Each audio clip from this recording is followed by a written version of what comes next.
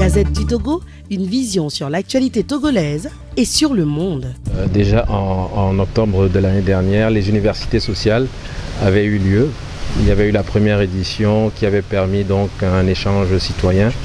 Et au cours de cet espace citoyen que nous avions créé, plusieurs choses ont été dites et il y a eu des recommandations. Et la toute première recommandation, c'était d'arriver à la décentralisation, car c'est la décentralisation qui permet véritablement à un État d'évoluer vers le développement, puisque le développement commence à la base. Et c'est cette décentralisation également qui assure une bonne gouvernance, une démocratie de proximité, une démocratie locale. Et nous avons vraiment pris en compte cette première recommandation issue des universités sociales du Togo. Et c'est dans le cadre donc de ces recommandations que nous avons organisé aujourd'hui ce séminaire, cet atelier qui constitue pour nous une première étape. C'est un renforcement de capacité à l'endroit de tous les membres des UST. Et ce renforcement de capacité va nous permettre d'aller de l'avant, d'aller vers les différents acteurs pour mieux participer au processus de décentralisation qui, semble-t-il, est en cours dans notre pays. Alors, quels sont les grands thèmes que vous avez débattus au cours de cet atelier? Alors aujourd'hui, nous avons abordé plusieurs aspects, notamment le rôle du citoyen dans un processus de décentralisation.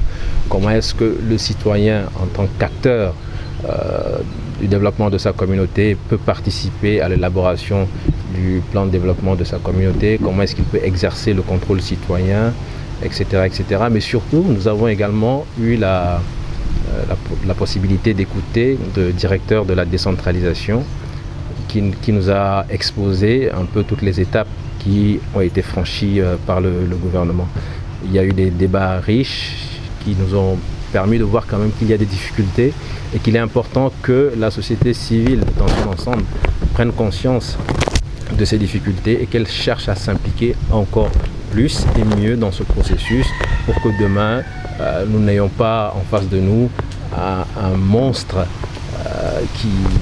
que nous n'avons pas vu venir. Nous devons participer au processus de décentralisation, ensemble voir quels en sont les bons aspects, quels sont les aspects qui sont déjà viciés et ensemble apporter les correctifs nécessaires pour qu'à terme nous puissions obtenir quelque chose de viable pour notre pays et pour nos communautés. En définitive, professeur, quelles sont les conclusions de cette rencontre de ce jour?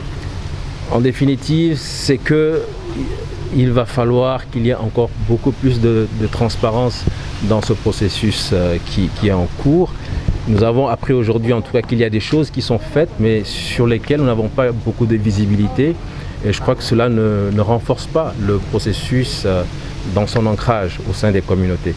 Il faut qu'il y ait beaucoup plus donc de transparence sur ce qui est fait par le gouvernement, sur ce qui est prévu, quelles sont les communes qui sont prévues, quels sont les critères qui ont conduit à l'élaboration de ces communes. Est-ce que la communauté, et quand je dis la communauté c'est la nation en fait, est-ce que la nation partage ces critères? Est-ce que la nation partage ces communes? Il semble que c'est la CENI qui va conduire véritablement ensuite le processus jusqu'aux élections. Comment est-ce que cette CENI sera mise en place? Quelle est la place de la société civile dans l'ensemble du processus?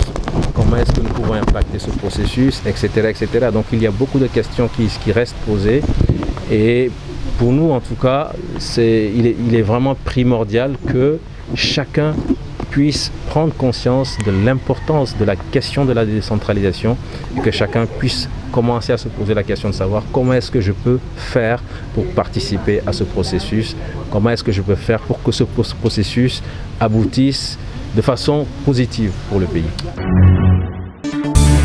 La Gazette du Togo, une vision sur l'actualité togolaise et sur le monde. Rejoignez-nous sur le www.lagazettedutogo.com ou sur nos comptes Facebook, Twitter et YouTube. Pour tout contact, écrivez à contact@lagazettedutogo.com ou appelez le 92 80 88 53. La Gazette du Togo, c'est l'information en continu.